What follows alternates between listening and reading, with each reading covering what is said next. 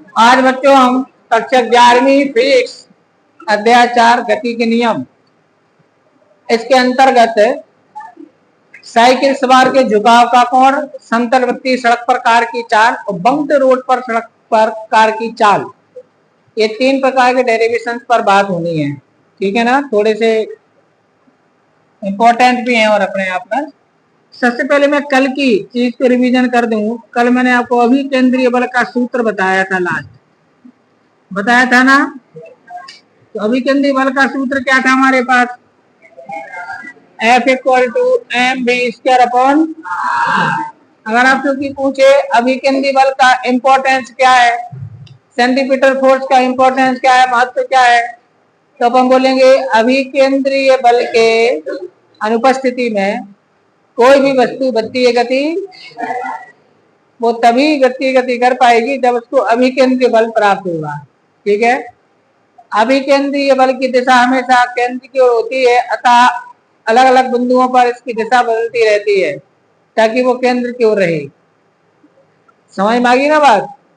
अब देखें अभिकेंद्रीय बल के बाद इसके कुछ एग्जाम्पल भी हमारे पास रहते हैं। तो पहली बात तो है कि अगर आप किसी पत्थर को रस्सी से बांधकर घुमा रहे हो और एकाएक रस्सी टूट जाए तो पत्थर स्पर्श रेखा की दिशा में छिटक जाता है। कारण क्या होता है, अभिकेंद्रीय बल प्राप्त होना बंद हो जाता है। जिस बिंदु पर अभिकेंद्रीय बल प्राप्त होना बंद हो जाएगा उस बिंदु पर खींची गई स्पर्श रेखा की दिशा में वो गतिशील हो जाएगा, चला जाएगा, उसी तरह फिर जाएगा। ठीक है ना। आप लोग को जानते हो क्रीम सेपरेटर, कभी आपने आइसक्रीम बनाते देखा उसको, आइसक्रीम वाले को वो घुमाता है, एक बेलन रहता है, बेलन को क्या करता है वो सॉफ्टी वाला घुमाता रहता है। तो जब हम उसको घुमाते हैं तो उसमें क्या होता है, क्रीम के कण अलग हो जाते हैं, दूध के कण अलग हो जाते हैं। अगर आप किसी दूध को लेकर के मथानी से मथें तो क्रीम के कण अलग हो जाएंगे, दूध के कण अलग हो जाएंगे। आप भी करके देख लेना अपने आप ही, वो मथानी की और सेंटर की और क्रीम के कण आ जाएंगे और दीवार की ओर दूध के कण चले जाएंगे। तो आता है कि आइसक्रीम सेपरेटर है जो 3 पृथककारी होता है। क्रीम सेपरेटर वो कैसे काम करता है, तो आंसर देंगे अभिकेंद्रीय बल के आधार पर काम करता है। जब हम दूध को किसी ड्रम में डालकर के तेजी से घुमाते हैं तो दूध के कण और क्रीम के कण, 2 प्रकार के कण उसमें होते हैं। क्रीम के कण हल्के होते हैं इसलिए उनको कम अभिकेंद्रीय बल की आवश्यकता होती है, दूध के कण भारी होते हैं उनको ज्यादा अभिकेंद्रीय बल की आवश्यकता होती है। तो दूध के कण दीवार की ओर चले जाते हैं और बेलन की दीवार से प्रतिक्रिया स्वरूप अभिकेंद्रीय बल प्राप्त कर लेते हैं, जबकि क्रीम के कण सेंटर की ओर आ जाते हैं। इस प्रकार क्रीम में से, दूध में से क्रीम अलग हो जाती है, अपन उसको निकाल देते हैं। ठीक है ना, इसको बोलते हैं क्रीम सेपरेटर। एक होता है पर हमारे पास है सेंट्रीफ्यूगल ड्रायर। सेंट्रीफ्यूगल ड्रायर मतलब वो वॉशिंग मशीन में होता है ना ड्रायर, उसी को बोलते हैं अपकेंद्रीय शोधक, हिंदी में बोलते हैं उसको अपकेंद्रीय शोधक, इंग्लिश में बोलते हैं सेंट्रीफ्यूगल ड्रायर। सेंट्रीफ्यूगल ड्रायर क्या करता है, आप में से कितने बच्चों ने वॉशिंग मशीन यूज की, ड्रायर यूज किया? तो ड्रायर अब तो ऑटोमेटिक आने लगी, अब तो जो इनके पास होगी वैसे मैनुअल वाले, तो उसमें ड्रायर अलग होता है और वॉशर अलग होता है, वॉश करने वाला। तो आपने ड्रायर में कपड़े को डाला और बटन दबाया तो वो गोल गोल घूमता है। तो ड्रायर होता है सरंध्र, उसमें क्या होते हैं, छोटे छोटे छेद होते हैं। उसके ड्रम में क्या होते हैं, पूरे में छेद। और उसमें आपने कपड़े को डाला, कपड़ा क्या हुआ, तो कपड़े को क्या चाहिए, अभिकेंद्रीय बल। और कपड़े के बीच बीच में गीला है तो बीच में क्या है, उसमें पानी, हर एक धागे में क्या है, पानी। तो कपड़े को भी अभिकेंद्रीय बल चाहिए और पानी को भी, तो दोनों अभिकेंद्रीय बल प्राप्त करने के लिए जाते हैं दीवार की ओर, ड्रायर की दीवार की ओर। लेकिन दीवार होती है सरंध्र तो पानी उसमें से बाहर थक जाता है और कपड़ा अभिकेंद्रीय बल प्राप्त कर लेता है। इस प्रकार जब कई राउंड घूमता है ना तो उसमें से पानी लगभग लगभग क्या हो जाता है, अलग हो जाता है और ड्रायर में से बाहर निकल आता है और कपड़ा लगभग सूख जाता है। समझ आ गई ना बात। तो इस प्रकार से वो अभिकेंद्रीय बल के सिद्धांत पर काम करता है। अगर आपसे कोई पूछे कि ड्रायर का सिद्धांत, तो क्या बोलना है, सेंटीपीटल फोर्स, अभिकेंद्रीय बल के आधार पर काम करता है ड्रायर। ठीक है ना। क्रीम सेपरेटर किस पर काम करता है, अभिकेंद्रीय बल के सिद्धांत पर। ठीक है ना, अभिकेंद्रीय बल। अब अपन आते हैं, क्या आपने ऐसा महसूस किया है खुद से कि आप साइकिल चला रहे हैं और मोड़ आए तो अपन अपने आप को झुका लेते हैं थोड़ा सा, ऐसा होता है। मतलब जो साइकिल सवार होता है वो मोड़ पर अपने आप को थोड़ा सा क्या करता है, ऊर्ध्वाधर से झुका लेता है। मोटरसाइकिल वाला होगा तो वो भी झुकाता है, क्यों और कितना झुकाना चाहिए? पहली बात तो क्यों झुकाता है, दूसरी बात कितना झुकाना चाहिए, हम इस पर बात कर रहे हैं। तो मैं आपको बता रहा हूं कि साइकिल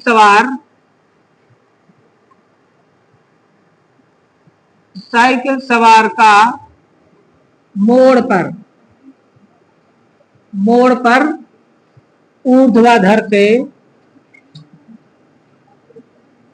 ऊर्ध्वाधर से क्या होना, झुकना। किसी कोण पर क्या होना, झुकना। तो इसके दो प्रश्न बनते हैं, देखो बच्चों, दो प्रश्न क्या बनते हैं। पहला प्रश्न बनता है कि वृत्तीय मोड़ पर साइकिल सवार स्वयं को साइकिल सहित झुका लेता है, क्यों, पहला प्रश्न है। दूसरा प्रश्न बनता है कि वृत्तीय मोड़ पर साइकिल सवार स्वयं को झुकाता है, क्यों, इसके झुकाव का कोण भी ज्ञात कीजिए। समझ आएगी ना बात? कितने प्रश्न बनेंगे? पहला प्रश्न क्या बन जाएगा, ऐसा क्यों करता है। दूसरा प्रश्न बनेगा कि झुकाता है तो कितने कोण से। तो आंसर सुने, जब वृत्तीय मोड़ पर कोई साइकिल सवार जाता है और वह अपने आप ऊर्ध्वाधर से झुका लेता है तो उसे वृत्तीय गति के लिए आवश्यक अभिकेंद्रीय बल प्राप्त हो जाता है। क्या प्राप्त हो जाता है? इसलिए वह स्वयं को झुका लेता है, ठीक है ना। अब ये कितने कोण से झुकाता है और क्यों झुकाता है तो उस डेरिवेशन के साथ आपको वह समझा देता हूं। जैसे मान लीजिए एक वृत्तीय मोड़ है, इस पर मान लीजिए कोई साइकिल सवार जा रहा है, तो साइकिल सवार की मान लीजिए पोजीशन है, ये साइकिल सवार की क्या है, कोई पोजीशन है। ये रोड ऐसी है और ये साइकिल सवार ऐसा है, ठीक है ना। अब इसने क्या किया, ये ऊर्ध्वाधर है तो ऊर्ध्वाधर से अपने आप को थोड़ा सा क्या कर लिया, झुका लिया, इससे थोड़ा सा झुका लिया। बात समझ आएगी ना। जाना था कैसा, सीधा, लेकिन अपने आप को ऐसे जा रहा है, वो ऐसे जा रहा है, ऐसे जाना था लेकिन वो ऐसे जा रहा है, समझ गया ना। अपने आप को ऊर्ध्वाधर से क्या कर रहा है, थोड़ा सा झुका रहा है। तो झुकाने से क्या होगा, ध्यान दें, जब ये साइकिल सवार यहाँ पर होगा तो इसका भार बल कहाँ काम करेगा, डब्ल्यू होगा ऊर्ध्वाधर नीचे की, भार बल हमेशा ऊर्ध्वाधर नीचे की ओर, पृथ्वी के सेंटर की ओर काम करता है। पृथ्वी हर वस्तु को अपने सेंटर की ओर खींचती है, हर एक वस्तु को पृथ्वी कहाँ खींचती है, अपने सेंटर की ओर खींचती है। इसलिए अभी के अब आप कोई पूछे भार बल की दिशा क्या होती है, तो आपको बोला है along to centre of earth. क्या बोला है, along to centre of earth, पृथ्वी के केंद्र की ओर होती है भार बल की दिशा। पृथ्वी हर वस्तु को अपने सेंटर की ओर खींचती है, नहीं तो पृथ्वी के नीचे वाले तो गिर ही जाए। अपन होशियार, अपन ऊपर है और दूसरे लोग क्या नीचे है। जैसे पृथ्वी गोल है तो हम, ये गोल है तो हम यहाँ हैं, यहाँ वाले ये गिर जाएंगे क्या, तो वो क्यों नहीं गिर रहा है।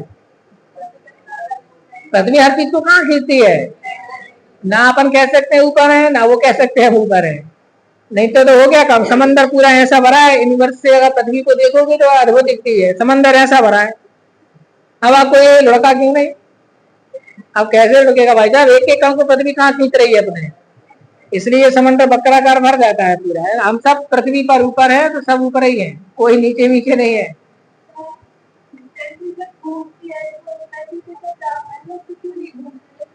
वैसे हम भी घूम रहे हैं पृथ्वी के साथ। हाँ लगता नहीं है, क्योंकि अच्छा प्रश्न है, क्यों नहीं लगता है। आप याद करो गति की परिभाषा में मैंने क्या बताया था, गति और विराम ये सापेक्ष होते हैं, निरपेक्ष थोड़ी होते हैं। कैसे होते हैं, अब ये महाराज भी घूम रहे हैं, हम भी घूम रहे हैं, तो कहां से दिखेगा कि हम घूम रहे हैं। हम स्वतंत्र हो पृथ्वी से परे, पृथ्वी से अटैच नहीं, पृथ्वी से परे, तब आपको दिखेगा सब घूम रहे हैं। नहीं तो हर चीज उसी स्पीड से घूम रही है ना, पूरा वायुमंडल घूम रहा है उसी स्पीड से, तो कहां से दिखेगा। तो इसलिए कहते हैं गति और विराम कैसे होते हैं, सापेक्ष, निरपेक्ष थोड़ी आप उसको फील कर पाओगे। तो ये ऊर्ध्वाधर से इसने अपने आप को क्या कर लिया, थोड़ा सा झुका लिया, तो इसकी जो अभिलंब प्रतिक्रिया है वो इस दिशा में काम करेगी, करेगी ना। माना ऐसा ऊर्ध्वाधर से थीटा कोण पर झुकाया, किस कोण पर झुकाया, तो इसका द्विविमीय वियोजन होगा। एक घटक आएगा आर कॉस थीटा ऊपर की ओर, दूसरा आएगा आर साइन थीटा कहां पर, सेंटर की ओर। आपको याद होगा कि हमने समझा था कि अगर जिस दिशा से कोण बनाते हैं उस दिशा में घटक कॉस के साथ होता है, उसकी लंबवत दिशा में काय के साथ होता है। तो इस साइकिल सवार इसने अपने आप को क्या कर लिया, झुका लिया है।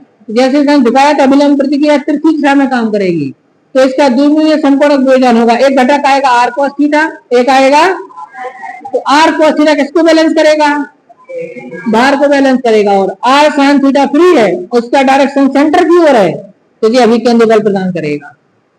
तो साइकिल सवार जब स्वयं को ऊर्ध्वाधर से झुका लेता है तो उसको वृत्तीय गति के लिए आवश्यक अभिकेंद्री बल प्राप्त हो जाता है, जिसका वह बगैर गिरे सुरक्षित निकल जाता है। सबको समझ में आएगी ना बात। आप लोगों ने मोटरसाइकिल की रेस देखी टीवी में, जब वो मुड़ते हैं ना तो बहुत स्पीड से मुड़ते हैं, जितनी स्पीड ज्यादा होगी उतना ज्यादा अभिकेंद्री बल चाहिए पड़ेगा। तो वो लोग क्या करते हैं, अपना ये वाला घुटना ऐसा खोल देते हैं और इसमें वो कटोरी पहनते हैं, तो जब बेंड होती है ना तो उनकी एक कटोरी रोड से टच हो जाती है। अब क्या ये नहीं देखा,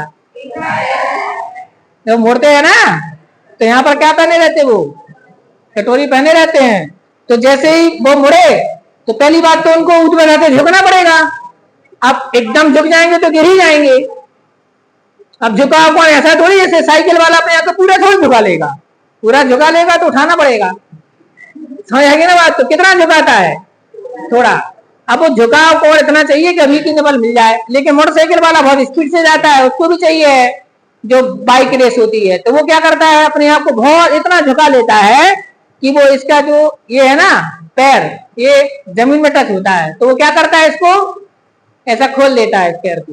तो यहाँ पर पहने रहता है तो जमीन से क्या होती है, घिसक जाती है उस समय, तो घिसा तो वहां से भी अभिकेंद्री बल मिला और झुकने से भी मिला। अब उसको ज्यादा चाहिए है क्योंकि स्पीड से जा रहा है।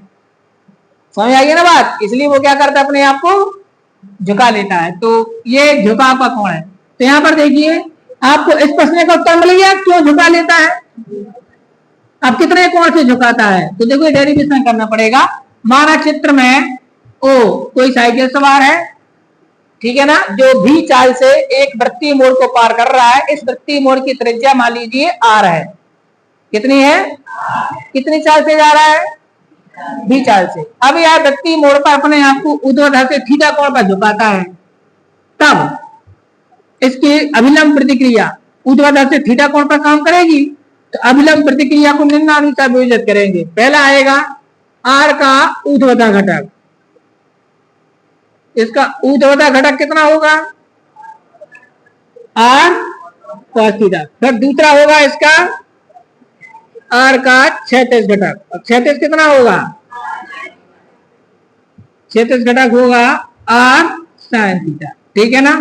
अब संतुलन की अवस्था में, क्या में, संतुलन की अवस्था का मतलब हुआ जब वह सुरक्षित पार करे। तो संतुलन की अवस्था में आर कॉस थीटा किसको बैलेंस करेगा, भार को, और आर साइन थीटा किसको बैलेंस करेगा, एम बी स्क्वायर बटे आर को, अभिकेंद्री बल को। अभिकेंद्री बल तो इसी से मिलना है ना, आर साइन थीटा। तो आर सुरक्षित गति के लिए ये इसके बराबर होना चाहिए और ये इसके बराबर। तो इसको दे दो समीकरण 1, इसको दे दो समीकरण नंबर 2। अब समीकरण 2 में 1 का भाग दे देता हूं। समीकरण 2 भागित 1 से 2 में 1 का भाग दे रहा हूं, ध्यान दो। 2 में 1 का भाग देंगे तो आर साइन थीटा में किसका भाग जाएगा, आर साइन थीटा में हम आर कॉस थीटा से भाग लगाएंगे इक्वल टू, और एम बी इसके बटे आर में किसका भाग जाएगा, एम बी इसके बटे आर में भाग जाएगा एम जी का। यहाँ पर आर से आर कट गया, एम से एम, साइन बटे कॉस बराबर टेन थीटा बराबर आएगा बी स्क्वायर बटे आर जी। क्या आएगा, अब यहाँ से थीटा का मान चाहिए हमें, तो थीटा बराबर, जब यहाँ से टेन हटेगा तो गणित का नियम है, यहाँ जाके इसको टेन इनवर्स पढ़ेंगे। क्या पढ़ेंगे, यही वो सूत्र है, इसकी सहायता से आप झुकाव का कोण ज्ञात कर सकते हैं। तो साइकिल सवार के झुकाव के कोण का सूत्र होता है थीटा बराबर टेन इनवर्स बी स्क्वायर बटे आर जी। क्या होता है, काय का सूत्र है, ये वाला सूत्र लगाओ चाहे ये वाला, दोनों एक ही है। तो tan थीटा बराबर v स्क्वायर अपॉन आर जी। जैसे tan इनवर्स बायोलॉजी वाले बच्चे नहीं समझते हो तो ऊपर वाला सूत्र याद कर सकते हो, tan थीटा बराबर v square upon R G, और नीचे वाले को क्या पढ़ेंगे, theta equal to tan inverse v square upon R G. क्योंकि कोण पूछा है तो यहां तक जाना पड़ेगा, ठीक है ना, थीटा तक। तो साइकिल सवार हो चाहे मोटरसाइकिल सवार हो, इसके झुकाव का सूत्र क्या होता है, tan inverse v square upon R जी। सबको याद हो गया? का डेरिवेशन है जल्दी बताओ। साइकिल सवार के व्यक्ति मोड़ पर साइकिल सवार के झुकाव के कोण का सूत्र है, ठीक है ना। तो उसके झुकाव का कोण, जो उसका बेंडिंग एंगल होगा वो कितना होगा, theta equal to tan inverse v square upon R G. अब देखो v जितना ज्यादा होगा एंगल उतना ज्यादा चाहिए पड़ेगा, फिर वो समझ आएगी ना बात। इसलिए मोड़ पर अपन क्या करते हैं, अपनी साइकिल मोटरसाइकिल को थोड़ा स्लो कर लेते हैं, उतना तो झुक नहीं पाएंगे, अब एकदम थोड़ी झुक जाएंगी, थोड़े बहुत ही झुकेंगे। तो ये हमारे पास साइकिल सवार का डेरिवेशन हो गया, समझ आ गया सभी को। अब हमारा सूत्र आ गया समतल। अब हम सीख रहे हैं समतल वृत्तीय सड़क। दो प्रकार की सड़कें होती हैं, एक होती है समतल, एक होती है बंक्ड। माने जिसका एक किनारा उठा हो उसको बोलते हैं बंकित सड़क। क्या बोलते हैं उसको, बंकित सड़क या ढलान वाली सड़क। आप अगर पहाड़ियों वाले रास्तों पर गए हो और वहां पर सड़क बनी हो तो सड़क क्या होती है, किनारे से ऐसा उठी होती है। आप पठानमली पर भी जाओगे जब ऐसी मुड़ते है ना वहां पर, तो बाहर वाली सड़क उठी है, अंदर वाली क्या है, झुकी है। तो ऐसी रोड जिसका एक किनारा उठा हो और दूसरा किनारा थोड़ा झुका हो उसको बोलते हैं बंकित सड़क। क्या बोलते हैं इसको, समझ आएगी ना बात। तो दो प्रकार की सड़क होते हैं, एक समतल और एक, तो मैं अभी कौन से पढ़ा रहा हूं, समतल वाली, ठीक है ना। आप बस्ती के अंदर कहीं भी साइकिल मोटरसाइकिल कार चलाए तो जो मुड़ते हैं ना तो वो सारी की सारी समतल हैं, ठीक है ना। लेकिन आप पहाड़ियों पर जाओ, आप में से कितने बच्चे मैहर माता गए हैं, तो मैहर माता की पहाड़ी पर जाते ना ऐसे कार वाहन से, तो वो सड़क कैसी है, ऐसी उठी है एक किनारे से, ऐसी बनी। आप अब आपकी बात ध्यान देना, वो सड़क प्लेन नहीं है, समतल नहीं है, कैसी है वो, ऐसी है। और भी है, और जैसे मान लो जेल लोग से घर भी गए हो, वहां पर सड़क पहाड़ी पर सड़क जारी होगी ना, तो कैसी होगी, ऐसे। मतलब एक किनारा उसका क्या होगा, उठा होगा, एक किनारा उठा होगा, एक किनारा थोड़ा सा क्या होगा, झुका होगा, समझ गया ना। तो ऐसी सड़क को क्या बोलते हैं, बंकित सड़क। याद रहेगा, आपसे अगर पूछा जाए कि बंकित सड़क कैसे कहते हैं, तब हम बोलोगे वृत्तीय मोड़ों पर एक किनारे से उठी हुई सड़क को ऊपर क्या बोलते हैं, ठीक है। अब देखो इसी को हम ढलान वाली सड़क भी बोलते हैं। अब देखो यहाँ पर समतल वृत्तीय सड़क पर कार की चाल, बोर्ड पर ध्यान दो, इसको हम पढ़ रहे हैं कैसे निकालेंगे। ये मान लीजिए एक समतल सड़क है और इस पर कोई कार ऐसे मान लीजिए जा रही है,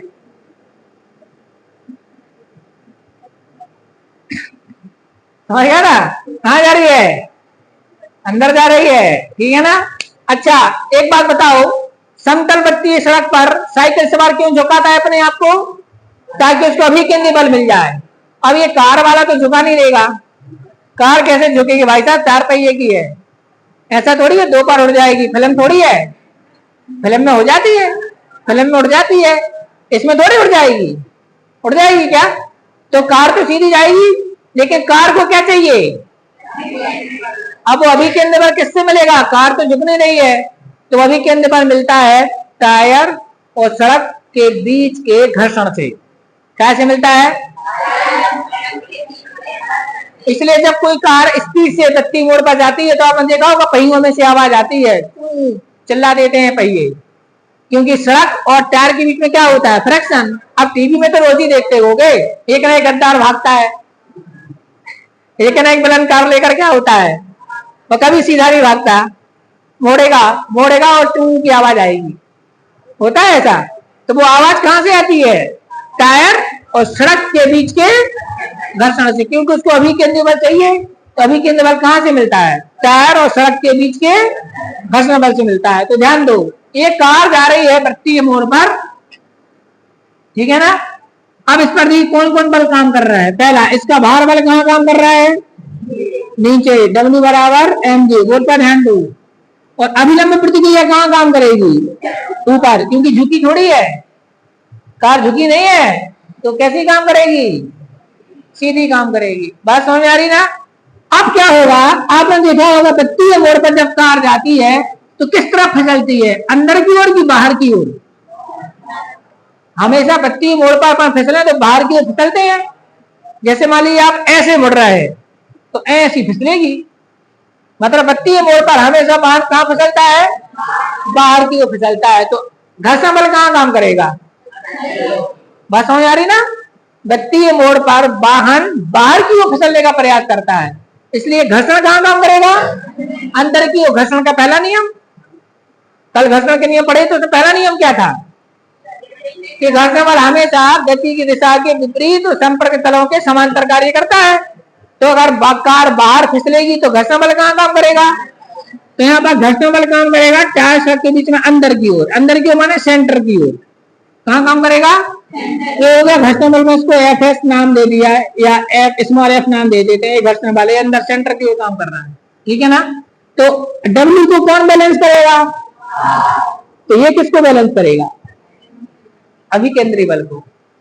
किसके बैलेंस करेगा, माने अभिकेंद्री बल किससे मिलना है, टायर और सड़क के बीच के। इस बात को ध्यान रखना, क्योंकि इस प्रश्न में, इस जानकारी में इस बात का उत्तर लिखा है कि बंक की सड़क क्यों बनाई जाती है, उसका उत्तर यहीं से मिलेगा, इसलिए इसको ध्यान रखना। तो यहाँ पर क्या होगा, टायर और सड़क के बीच में घर्षण बल काम करेगा सेंटर की ओर, ठीक है ना। तो इस बल से उसको क्या मिलेगा, अभिकेंद्री बल। तो बस इसको मुझे अभिकेंद्री बल से बैलेंस करना है। बात समझ में आ गई ना, तो ध्यान दो। तो माना एक कार, इसकी थ्योरी की मैं बोल रहा हूं, ध्यान से सुनो। माना एक कार जिसका द्रव्यमान m है, एक कार है, इसका द्रव्यमान क्या है, तो कार में सवार, कार में सामान, सबका द्रव्यमान मिलाकर m है। अभी नहीं बोला सरकार का m, उसमें बैठे ड्राइवर का, तो सबका मिलाकर क्या है, एक कार गति मोड़ पर गति कर रही है, इसका संपूर्ण द्रव्यमान स्मॉल m है, उसकी स्पीड या इसकी चाल भी है। कितनी है, मान लीजिए गति मोड़ के किसी बिंदु पर इस पर निम्न बल कार्य करते हैं। नंबर 1, कौन कौन सा बल काम करेगा, नंबर 1 भार बल।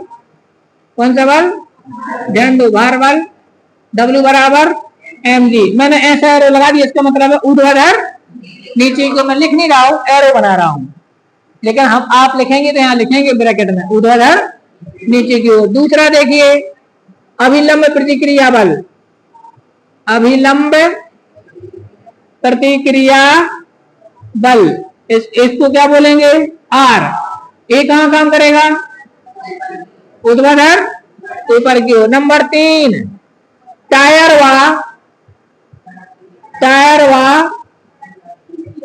सड़क के बीच घर्षण बल F, कहां पर, सेंटर की ओर। ये कहां काम करेगा, सेंटर की ओर। लिख देता हूं केंद्र की ओर। कहां पर काम करेगा ये, केंद्र की ओर। अब ध्यान देना बच्चों, ध्यान देना आप लोग, है ना।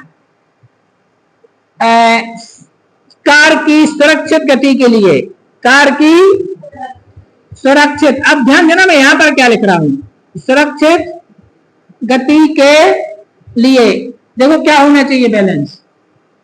R बराबर क्या होना चाहिए, mg होना चाहिए। लेकिन दूसरा मैं जो लिख रहा हूं वो खतरनाक है, ये क्लियर हो गया। दूसरा mv स्क्वायर बटे r का मान लेस आर इक्वल होना चाहिए f। ये दो चीजें देखो आप, पहला तो ठीक है r बराबर mg, वो तो समझ में आता है। दूसरा क्या लिखा है, दूसरे में लिखा है अभिकेंद्री बल का मान घर्षण बल के बराबर या उससे क्या होना चाहिए, कम होना चाहिए, तभी सुरक्षित निकलेगी। क्यों, क्योंकि अभिकेंद्री बल मिलना किससे है, घर्षण बल से मिलना है। तो भाई साहब अगर अभिकेंद्री बल घर्षण बल से ज्यादा है तो दिक्कत ही हो जाएगी ना, क्योंकि बैलेंस कहां से होगा, बैलेंस किससे होना है, तो अभिकेंद्री बल का मान घर्षण बल के बराबर होगा तब भी निकल जाएगी। लेकिन अभिकेंद्री बल घर्षण बल से ज्यादा है। मैं आपको 500 रुपया दूं, भोपाल जाना है, तो अगर आपको जो मैंने किराया दिया है वो भोपाल तक के किराए से ज्यादा या बराबर है, सॉरी उससे कम, या आपको जितना किराया लगता है उससे ज्यादा हो या बराबर, तो भोपाल पहुंच जाओगे। जैसे मान लीजिए यहाँ से भोपाल के 430 रुपए लगना मान लो, और मैंने आपको 500 दिए तो भोपाल पहुंच जाओगे, और 500 दिए तो पहुंच जाओगे, बात समझ आ गई ना। लेकिन 400 दूं तो, यानी कि आपकी सुरक्षित यात्रा के लिए, पूर्ण यात्रा के लिए क्या जरूरी है, आपको जो भाड़ा मैं दे रहा हूं वह भाड़ा यहाँ से गंतव्य तक के भाड़े से ज्यादा या उसके बराबर, तभी निकल पाओगे, तभी जा पाओगे ना, नहीं तो फिर बस कंडक्टर कहां से रहेगा, फायदा हो गया 450 उतर जाओ। तो ऐसे यहाँ पर है, यहाँ पर देखिए ये घर्षण बल है और ये मिलना किससे है, सॉरी ये अभिकेंद्र बल और मिलना किससे है, इसी से मांगेगा ना। तो ये कितना दे पाएगा, जितना ये खुद होगा, यानी कि जो अभिकेंद्र बल है वह घर्षण बल के कैसा होगा, बराबर है उससे कैसा होगा, तो सुरक्षित निकल जाएगी। इसलिए क्या लिखा है यहाँ पर, सुरक्षित गति के लिए, माने कार सुरक्षित तभी निकल पाएगी जब उसको आवश्यक अभिकेंद्रीय बल घर्षण बल के बराबर या उससे कम हो। अगर उससे ज्यादा है, अभिकेंद्रीय बल चाहिए है 100 न्यूटन और घर्षण बल है 70 न्यूटन, कार पलट जाएगी। अभिकेंद्रीय बल चाहिए मान लो 100 न्यूटन और घर्षण बल कितना है 70 न्यूटन, तो कार क्या होगी, क्योंकि मिल नहीं पाएगा उतना अभिकेंद्रीय बल जितना चाहिए है, क्योंकि मिलना किससे था। तो हम इसको ऐसा लिखेंगे, ठीक है ना। अब ध्यान देना बच्चों, ध्यान देना, F बराबर गति के नियम का तीसरा नियम, क्योंकि F बराबर आता है, आप याद करो mu into R, mu S into R पढ़ाया था ना, कहां पढ़ाया था, घर्षण का तीसरा नियम। यहां से लिखेंगे क्योंकि हम जानते हैं F बराबर क्या होता है, म्यू इंटू आर। म्यू क्या है, तो ना तो मैंने यहाँ स्थितिक बोला ना मैंने घटक बोला, तो क्या बोलेंगे फिर, घर्षण गुणांक। जब मैं कोई टाइप ना बोलूं तो आपको क्या बोल रहा है केवल, तो म्यू क्या है यहाँ पर, घर्षण गुणांक है, बात समझ आ रही ना। तो F equal to mu into R, लेकिन R बराबर क्या है, परंतु R बराबर mg है, ध्यान देना R बराबर क्या है, इसलिए F बराबर क्या आ जाएगा, म्यू एस mg। बात समझ में आ रही, ये वैल्यू उठाकर यहाँ लिखो। तो समीकरण 2 से, बोर्ड पर ध्यान दो, समीकरण कितने से, 2 से क्या आएगा हमारे पास, M B square upon R less R equal, less than R equal क्या आएगा, म्यू एस, यानी कि म्यू एम जी, एस नहीं लिखना है, म्यू एम जी, एम से एम, तो B square less R equal mu G into R, R का 3 गुणा कर दिया, क्लियर है ना। यहां से स्क्वायर हटाओ, under root of mu R G लिखते हैं इसको, नहीं आएगा, आएगा नहीं आएगा। अब एक बात बताओ मुझे, b का मान इससे छोटा या कैसा होना चाहिए। अगर मैं आपसे पूछूं कि b का अधिकतम मान कितना हो सकता है, तो कौन बच्चा आंसर देगा कितना हो सकता है अधिकतम, इसके बराबर। वेरी गुड भाई, b का अधिकतम मान इसके कैसा हो सकता है, तो यहां पर लिखेंगे स्पष्टतः b मैक्स इक्वल टू होगा under root of mu R G, नहीं होगा। ये है कार के अधिकतम चाल का सूत्र, अधिकतम ये होती है। तो किसी समतल वृत्तीय सड़क पर कार के अधिकतम चाल का सूत्र होता है v max equal to under root of mu R G. अब म्यू एस आर जी लिखाओ तो mu S R G, mu K R G लिखाओ तो mu K R G, mu R G, समझ आएगी ना बात। तो क्या होता है जल्दी बताओ, कार के अधिकतम चाल का सूत्र under root of mu R G. ये सबको क्लियर हो गया, काय का सूत्र है, समतल, पूरा नाम बोला है, समतल वृत्तीय सड़क पर कार की, क्लियर है ना। अब जरा इस पर फोकस करो, क्या कर रहे हैं हम, v का अधिकतम मान कब होगा, जब म्यू का मान अधिकतम होगा, r का मान अधिक होगा और g का मान अधिक होगा। माने जितना ज्यादा म्यू होगा उतना ज्यादा v होगा, जितना ज्यादा r होगा उतना ज्यादा v होगा, जितना ज्यादा g होगा उतना ज्यादा। लेकिन इसमें से कौन सी चीज है जिसको बदलना हमारे बस में नहीं है, जी को हम नहीं बदल सकते, जितना है तो है। क्या ग्रेविटी बदल दोगे, तो ग्रेविटी बदल नहीं सकते, तो जी पर हमारा कोई बस ध्यान देना। अब आते हैं आर पर। क्या हम आर को बदल सकते हैं? हाँ बदल सकते, लेकिन कितना? यहां से लेकर यहां तक। जैसे आप यहां से निकले तो आर का मान कम, तो बी का मान भी।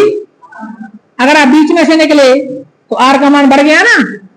ये सेंटर है, देखो सेंटर से दूरी बढ़ गई, आर बढ़ गया, तो बी क्या हो गया? अगर आप यहां से निकले और बढ़ गया। अब इससे ज्यादा थोड़ी बढ़ सकता, रोड से बाहर थोड़ी हो जाओगे। अब यहां से एक बात ध्यान रखना, गत्तीय मोड़ जो होते हैं मोड़ों पर जब स्पीड से आते हैं ना, तो रोड के नियम का पालन नहीं हो पाता है। थोड़ा सा इस पर अपन गौर करते हैं कैसे। मान लीजिए हम एक मोड़ पर मोटरसाइकिल से जा रहा है और मोड़ ऐसा है, ध्यान देना मोड़ कैसा है, ये कंडीशन ध्यान रखना है ना। अपन जा रहा है, फील करो मोटरसाइकिल से जा रहा है, मोटरसाइकिल की स्पीड आपने बढ़ाई तो अपने आप तुम्हारी मोटरसाइकिल क्लोज नहीं जाएगी, आउटसाइड से जाएगी। कहां से जाएगी? क्लियर? जाएगी ना, आउटसाइड से जाएगी। तो आप कहां से जा रहा है, लेफ्ट से कि राइट से? उस तरफ वाला भी कहां से आ रहा है?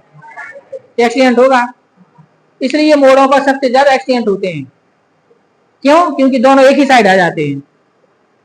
दोनों एक ही साइड क्यों आ जाते हैं? ये रूल्स कह रहा है ना, अगर भी ज्यादा होगा तो आर ज्यादा होगा। और आर कितना ज्यादा हो सकता? जितनी रोड बनी होगी चौड़ी। अगर बहुत चौड़ी रोड है तो बात अलग है, सकरी है तो अलग अलग है। तो इसलिए व्यक्ति ये मोड़ पर स्पीड क्या रखना चाहिए? अगर स्पीड कम रखोगे तो आर भी क्या हो जाएगा? तो आप क्लोज जाओगे, अंदर की साइड से जाओगे तो बचे रहोगे।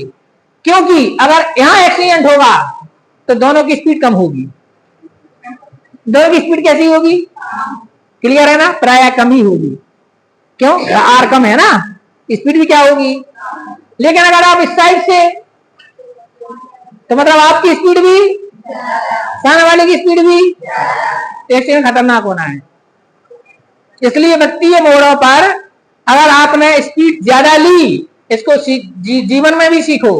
अगर आप मोटरसाइकिल कार आदि से जा रहा है और आपने स्पीड ज्यादा ली तो आप आउटसाइड से जाओगे, और आउटसाइड से जाओगे और सामने वाला भी आउटसाइड से ही आ रहा होगा, क्योंकि इसकी स्पीड भी ज्यादा है। तो फिर दोनों एक ही पटली पर आ जाओगे और फिर एक्सीडेंट होगा ही होगा। समझ आएगी ना बात? इसलिए व्यक्ति मोड़ पर स्पीड क्या करना है। तीसरा है वीएस। बोर्ड पर ध्यान दो बच्चों, यहाँ ध्यान दो। तीसरा है वीएस, माने भी बढ़ाने के लिए म्यू भी तो बढ़ा सकते, आर ना बढ़ा के म्यू बढ़ा लो। म्यू क्या है? घर्षण गुणांक यानी कि घर्षण। एक बात बताओ, घर्षण ज्यादा होता टायर नहीं खुलेंगे? खुलेंगे नहीं खुलेंगे? तो गत्तीय मोड़ों पर अगर आप स्पीड ज्यादा लेते हो तो टायर और सड़क के बीच में घर्षण भी ज्यादा होगा, फलस्वरूप टायर जल्दी क्षतिग्रस्त होंगे। समझ आएगी ना बात? और इस समस्या से बचने के लिए बंकित रोड बनाए गए। इस समस्या से बचने के लिए क्या बनाया गया? अब बंकित रोड का डेरिवेशन हम पढ़ेंगे तो हम वहां पर देखेंगे कि म्यू एस का रोल बहुत कम हो गया। तो म्यू एस का रोल बहुत कम होने से फ्रिक्शन कम होने से टायर की क्षति भी कम होगी, इसलिए फिर वो वाले रोडे बनाएंगे। तो आप लोगों को क्लियर हो गया? सबको क्लियर है? तो बंकित रोड की आवश्यकता इसलिए पड़ी क्योंकि गत्तीय मोड़ों पर आवश्यक अभिकेंद्री बल टायर और सड़क के बीच के घर्षण से मिलता है, जिससे टायर की क्या होती है, और उतना मिल भी नहीं पाता जितना चाहिए। इसलिए रोड को, अब रोड को बंकित बनाने से क्या फायदा हुआ, ध्यान दो। जैसे कार अपने आप को झुका नहीं सकता ना, लेकिन अपन उठा दें तो अपन ने रोड बना दी तो कार अपने आप क्या हो गई, तो वो साइकिल वाली कंडीशन बन गई। भाई साइकिल सवार ने अपने आप को क्या कर लिया था, वो काम हम कर सकते, कार को रोड में उठा दिया। तो फिर कार पर जो घर्षण बल, वो अभिगम प्रतिक्रिया बल काम करेगा, वो कैसा हो जाएगा, तिरछा। तो उसके दो वियोजन घटक होंगे, एक ऊर्ध्वाधर और एक, तो क्षैतिज क्या दे देगा उसको, अभिकेंद्र बल, साइकिल जैसा काम हो जाएगा। इसलिए गत्तीय मोड़ों पर सड़क को कैसा बना देते हैं, बंकित। तो बंकित सड़क के लाभ पूछे जाते हैं अपन से, तो अपन बोलते हैं उसके लाभ में कि पहला टायर की क्षति कम होती है, वाहन अपेक्षाकृत अधिक स्पीड से निकल जाते हैं। समझ में आ गई ना बात? तो ये हमारे पास बंकित सड़क का है। इस डेरिवेशन को अगले लेक्चर में सीखेंगे।